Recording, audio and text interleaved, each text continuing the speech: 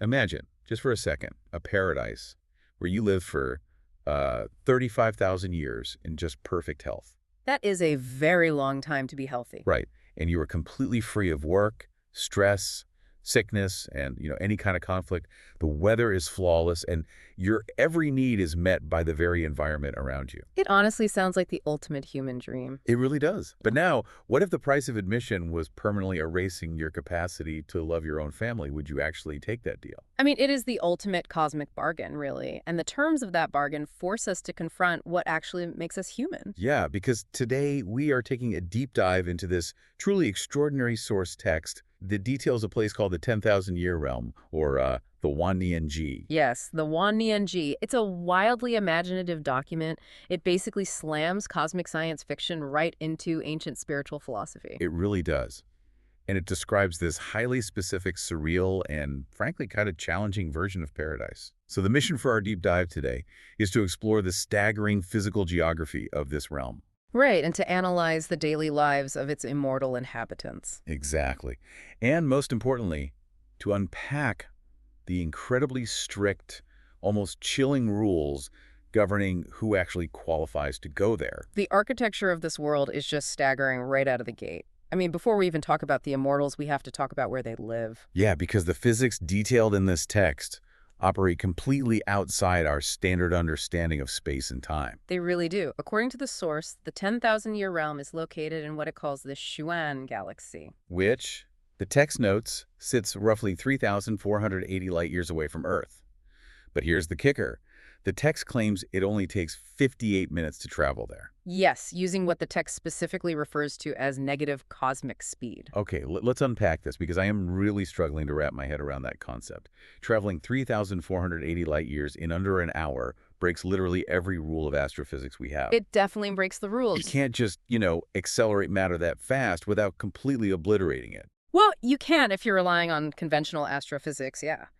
But what's fascinating here is that the author is proposing a mechanism that bridges physical astronomy and spiritual mysticism. Right. So it's not a physical ship we're talking about. Exactly. Think of negative cosmic speed not as a measure of physical acceleration, but as a kind of spiritual wormhole. Oh, interesting. You aren't moving a physical body through standard space at some impossible velocity. The spiritual body is bypassing the dimension of space almost entirely. So the physical distance remains massive, Right. but the experiential time to cross that distance is basically compressed into less than an hour. That's it exactly. So it's a completely different axis of travel. And honestly, that actually makes the next detail a bit easier to swallow because the planet itself kind of defies logic. It's massive. Yeah, it is 16 times larger than Earth, Boy, and it orbits slowly within its galaxy, but the planet itself does not rotate on an axis, like zero spin. which fundamentally rewrites the rules of ecology. I mean, think about human existence on Earth. Our biology, our moods, our crop. Our whole concept of time. Right, our entire concept of time passing is dictated by the Earth spinning. We live in a time-based reality. The sun rises, the sun sets. But the 10,000-year realm completely removes that planetary rotation. It replaces time-based change with geography-based permanence. And the way it achieves that permanence is through its suns. Because, well, there isn't just one sun. No, there are 16 of them. Surrounding this massive, non-rotating planet are 16 incredibly dense, small suns spaced equally apart in the sky. It's such a striking image. And each of these 16 suns emits a completely different frequency of light, dividing the planet into 16 distinct, permanently colored zones. Permanently colored. Yeah. I was trying to visualize the mechanics of this. If you picture a cosmic disco ball, it's constantly spinning, right, throwing light everywhere in this chaotic pattern. Sure, yeah. But here, you have to imagine a massive disco ball that is entirely static. It's just frozen in place, slicing the planet beneath it into these permanent, unmoving light filters. That is an excellent way to visualize it. I mean, if Yeah. you want it to be night, you don't wait for night to fall. You have to physically travel into the night zone. And the eternal night zone is arguably the most fascinating part of the entire text. Oh, absolutely. Because the sun, locked above this specific zone, emits a black light that somehow still contains heat. Yes, the heat is a crucial detail. Right, so it's not a dead, freezing dark. The plants, the animals, the insects, even the rocks, They all emit their own colored biological light. It's bioluminescence on a massive scale. Exactly. The text actually says if you stand on a mountain there looking down at the glowing flora and fauna, it resembles a starry sky or the glowing skyline of a massive city viewed from a skyscraper. What stands out to you about that specific imagery, the comparison to a city skyline? Well, it feels like the realm provides the aesthetic beauty of a bustling human metropolis, but without the need for a single human to actually pour concrete or lay power lines or work in a factory. Right, it's a completely post-labor utopia. Yeah. It provides the psychological comfort of civilization through just pure effortless nature. Exactly. And that static sky creates an incredibly rigid ecology across the rest of the surface as well. I mean, flanking the eternal night zone are zones of eternal dawn. Which are described as mysterious and misty, right? Yes, and eternal dusk, which is filled with these shifting, colorful clouds that lock in that golden hour aesthetic forever. I love the idea of a permanent golden hour. But then you also have the zone of eternal morning. Picture the freshest air, sparkling dew, singing birds. And right next to that is the eternal, noon breezy, fragrant, blooming with flowers. The sheer scale of it all is just massive. We are talking about 16 oceans, each the size of our Pacific Ocean. Yeah. Towering mountains, silver waterfalls, and it's just teeming with wildlife. Yeah. Ducks, frogs, dragonflies, jumping fish. There's rain, thunder, and wind, but crucially, no snow and no hail, ever. The environment is perfectly calibrated to eliminate the earthly struggle against the elements. It is. But I have to ask, doesn't that get exhausting? What do you mean? I mean, I feel like humans derive meaning from contrast.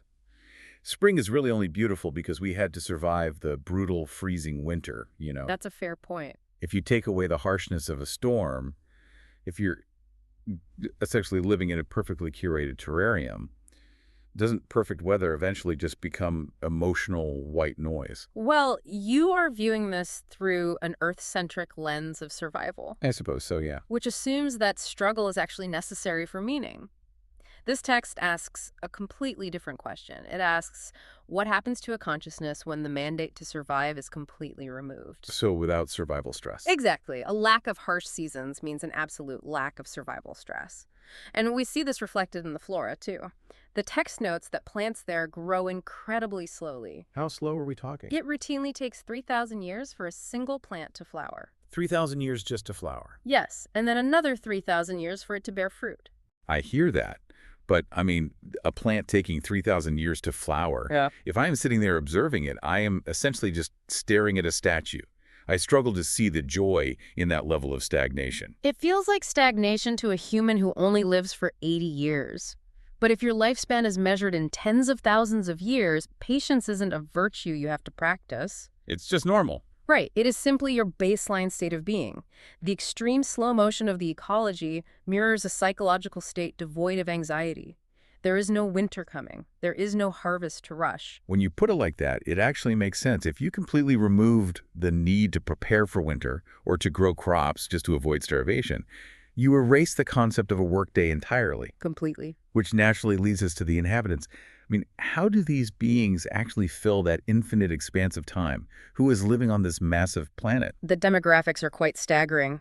The planet, being 16 times the size of Earth, has a carrying capacity of over 10 billion immortals. Okay, that's a lot of people. It is, but the text states only about 100 million actually live there. Oh, wow. So the population density is equivalent to the entire Earth having only 6 million people on it. Exactly. It must be profoundly isolating, or at least incredibly quiet. Very quiet.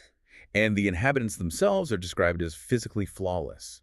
They look like a hybrid of Eastern and Western features, averaging about 1.8 meters tall, with no physical disabilities whatsoever. And they live entirely naked. Right. They can fly, they ride on clouds, and instead of building houses, they live in these beautiful, naturally formed caves. And their lifestyle is utterly devoid of friction. Like you noted earlier, there is zero physical labor. None at all. None. This is a stark contrast even to the lower heavenly realms mentioned in the text, like the Millennium Realm. Right, where inhabitants still have to build roads and boats and things like that. Yes. But in the 10,000-year realm, there is no private property, there is no management class, no hierarchy, and absolutely no government. And their diet reflects that effortless existence, too. They drink water straight from mountain streams and eat immortal fruits, specifically the ginseng fruit. Ah, yes, famously written about in the classic novel Journey to the West. Yeah, it's just provided for them. Yeah. But here's where it gets really interesting, because the social dynamics are where I really start to grapple with the text. How so? Well, there are no families. There was no marriage, no reproduction, and absolutely zero romantic intimacy. None.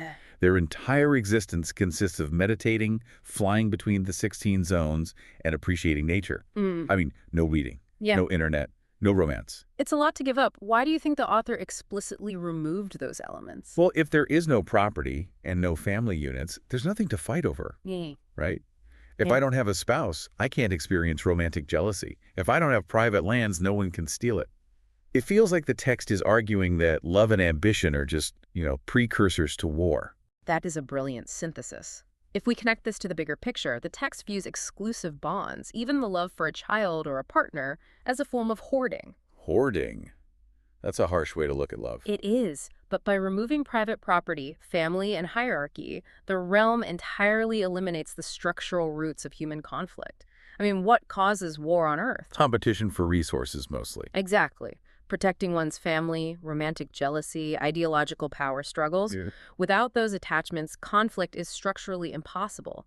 It trades the peaks and valleys of human passion for a flat line of absolute, unbreakable peace. A flat line of peace. But even with infinite patience and zero conflict, time is still passing, right? Yeah. They aren't truly immortal forever. No, they are not. The text states they live for about 35,000 years, and they do show signs of aging. The elders have beards that drag on the floor, while the young are described as pristine, like lotus flowers. So even in this frictionless eternity, they eventually face an end. True, but that end is not a traumatic event. The process of death is called zooa. Which translates roughly to passing away while sitting in meditation, right? Yes. There is no sickness or physical decline. The body simply and instantly turns into a puff of blue smoke and dissipates. And the most jarring part for me, the living immortals who witness this feel absolutely zero grief. No one cries, no one mourns. Because they understand the mechanics of their universe. Death is not an end there. It is a sorting mechanism. A sorting mechanism. Yes. Once the immortal turns into that puff of blue smoke, they enter one of 4 paths of reincarnation. Their next destination is dictated entirely by their level of earthly desires during their 35,000-year life. And the definition of earthly desires in this text is incredibly broad and, frankly, a bit punishing. It covers a lot of ground. It encompasses wanting wealth, wanting a family, desiring physical intimacy, or even just feeling normal emotions like sorrow, anger, or jealousy. Yes, all of those count. So if you go your entire 35,000-year life and you never once feel a single earthly desire, you move up to a higher plane called the Supreme Bliss Realm, or Jila-ji.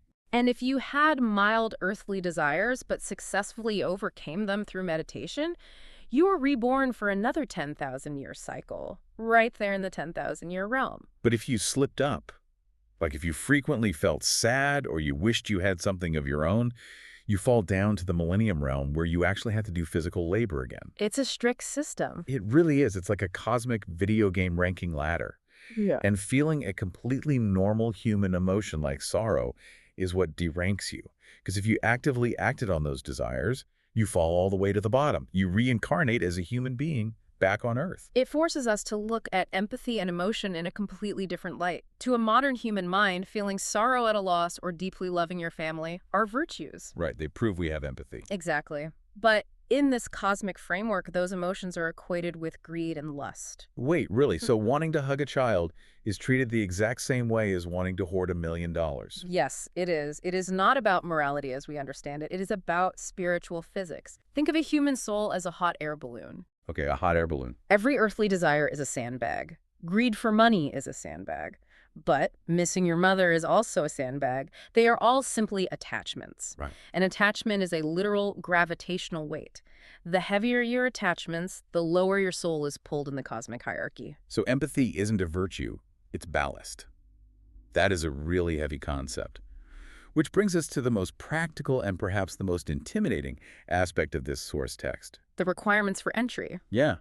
If Earth is the bottom rung of this cosmic ladder, where all the heaviest, most attached souls fall, how does a human ever shed enough weight to climb up? The text provides the disqualifiers, and they read like a systematic dismantling of modern human identity. They really do. To qualify for the 10,000-year realm, you cannot love your family. You cannot love the opposite sex. You cannot love your country or your work. And it gets hyper-specific, too. You cannot like wealth or status, obviously. But you also cannot like watching television, listening to the radio, surfing the internet, or driving luxury cars. You can't even like reading books. Why do you think books and the internet are explicitly banned in the same breath as wealth? Well, I think because they are forms of attachment to the human ego. If I am reading a book or surfing the internet, I am consuming human thought, human struggle, and human drama. Right. It ties my mind directly to the friction of earth. The text explicitly says you cannot like struggling against people, heaven, or earth. Precisely. To ascend, the path requires daily good deeds, maintaining absolute inner quiet and fasting. Fasting, which the text poetically describes as consuming the essence of the sun and moon. Yes. You must sever all tethers to earthly ambition, entertainment, and connection. So what does this all mean? To reach paradise, you literally have to abandon your love of the internet, your favorite podcasts, your career, your nation, and your spouse. You have to erase your personal preferences entirely. It's an immense sacrifice. It is. But suppose someone actually manages this impossible level of detachment.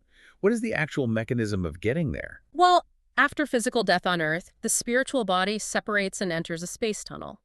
What is crucial here is that the spiritual body is not some abstract, numb wisp of energy. Right, it's not just a ghost. No, the text explicitly states that it still feels like it has all five senses, all its limbs, and its hair.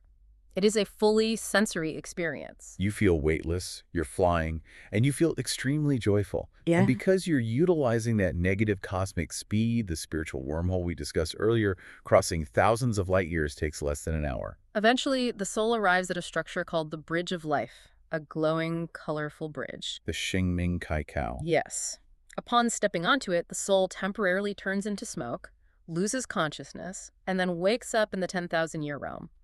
You are completely restored in human form, ready to begin a 35,000-year existence devoid of struggle. But there is a catch, and it is a profound, mind-bending catch. It really is. The text specifically notes that the inhabitants of the 10,000-year realm retain perfect, absolute memories of their past lives on Earth and in the Millennium realm. This raises an important question, and this is where the sheer discipline of this utopia becomes clear. What does it mean to possess all your five senses and to have perfect, crystalline memories of your messy human life, yet be required to strip away all the human desires associated with them? It's paradoxical. It is. You remember the exact taste of earthly food, but you must not desire it. You remember the embrace of a loved one, but you must not miss it. It is a staggering thought experiment. We've taken an incredible journey through this source text today. We really have. We've explored a massive, non-rotating planet sliced by the static light of 16 colored suns. We've visualized an eternal night glowing through biological luminescence, the ultimate post-labor city skyline. Yes, and we've looked at immortal beings eating magical ginseng fruit. Exactly. And unpacked a strict spiritual physics where human emotion, love, sadness, ambition acts as the very gravity that pulls your soul downward. It is a vision that completely redefines the concept of paradise. It frames utopia not as the fulfillment of our deepest human desires, but as the total disciplined absence of them. And that leads me to a final thought I want to leave you with, specifically regarding that incredible detail about perfect memory. Go ahead. I want you to imagine this. You have made it. You did the impossible. You shed all your earthly attachments. And you are sitting in the eternal morning zone. The dew is sparkling on a plant that will take 3,000 years to bloom. You are flawlessly healthy, and you have 35,000 years stretching out ahead of you. So it's peaceful. It does. But you remember. You remember your human family perfectly. You remember your favorite books, the smell of rain on hot pavement, the taste of a complicated earthly meal, and the chaotic, passionate rush of human life. You remember it all with high-definition clarity. You remember it all? But you also know the cosmic rules of the physics you exist in. You know that if you allow yourself to miss them, if you feel even a single pang of longing, or let a single tear of sorrow fall for the family you left behind, your soul instantly gains weight. You will fall from paradise and be reincarnated back into the earthly struggle. It's a fragile perfection. Exactly. So ask yourself, is a realm where you have perfect memories of love but are strictly forbidden to feel it a utopia of ultimate spiritual peace? Or is it actually a beautiful, self-imposed cosmic prison where you are held hostage by your own memories? Ponder that the next time you enjoy a simple, messy, entirely human earthly pleasure.